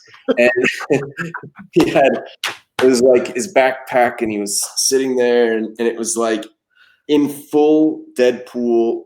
He didn't take I was very impressed by his dedication to the costume because full Deadpool mask watching Batman Begins. And I caught it was like the best moment because after maybe a day of him walking around and being sad, I caught him laughing once and I was like, and scene. not sad Deadpool. Complete. The most amazing one was Arthur, Joyce, myself, you. Who was the other one? Jimmy, Amanda. And Jimmy and Amanda, of course, yeah. So it was the first time you left after Sad Deadpool, just fucking I'm gonna follow him. I just thought you were going to follow him. You didn't locate him. I remember I went out for a cigarette and I was just run coming back saying, it's there, he's sitting down there. Just gotta go. You came out running. Jimmy and Amanda were of course with that girl who loved them all the time talking. Right. Like, what the fuck is going on? Arthur was laughing his ass off. Joyce was so it's like, and then you came back with the photos, which we didn't expect you to do. And we were like, you made like a montage. Yeah. And then we confused him with another guy who was around who wasn't that sad Deadpool, but it was another sad Deadpool. And then I remember the next day the guy came back and you did the full story. That was I was a little too obsessed over this Deadpool cosplayer, but that was still fun because the 14-year-old in me got to finally sit and watch Arthur draw. Yes, which was when Arthur pulled out this big spider, that Spider-Man crazy thing, yeah. And you have to imagine that was not regular size cover. That Arthur did like 4 covers. 4. Just imagine for you here in Spain, after this, an A3, more or less, 4 times that put together to do one single cover. With all the Spider-Man characters. Yes. Spider-Man, right? Yeah. All Spider-Man. Stouching into the kitchen. We'll be done soon, I promise. No, it was so fun. I mean, it was nice to see Stockholm, but that was pretty impressive to see Arthur working on that. Do you remember the last night dinner with the crazy impolite waitress? Oh yeah, Broomhilda, or what was her? I don't know. I don't remember the name, but that was so. It's like I remember telling you guys, okay, this is going to be the best meal you have in Stockholm. Yeah, it was good. It's also going to be they're going to treat you like shit. And Jimmy was like, no, it cannot be that. I remember Jimmy was like, No, the most amazing and polite waitress, or probably the best place in Stockholm. He treated us like crap. There was a moment when I asked for there was more than one. You probably remember them better than me. But the moment when I asked her to take a picture, she literally was like, "No, why? Why could I do that?" Like, yeah. in a moment I was like, "No, she's kidding," and then she just left, like, "Fuck off." And then she comes back like, "Can you take a picture?" It's like, do I really have to do it? Do you remember what she did? Remember the face she made when I told her I couldn't eat anything with milk, anything with lactose? It was like someone shat in her cereal. She was not happy at all with that. That face. I remember we all turned around. I don't know who said it. Maybe it was Arthur saying, "She's going to kill you, right?" I felt like such an American in that moment. I was like, here I was with my list of allergens, and it's like, talking about the correct pronouns I should use and stuff. And here she is, you know, this very Swedish, very proper Swedish woman who just couldn't. No, give a shit about us and saying, I want to go home. You guys leave me alone. And it was fun because there was so much wind and it was so cold, you know, all the walk. I think we just, our brain disconnected. So we were like, just, okay, she's being polite and gross. Yeah. It was still fun. Let's just take it.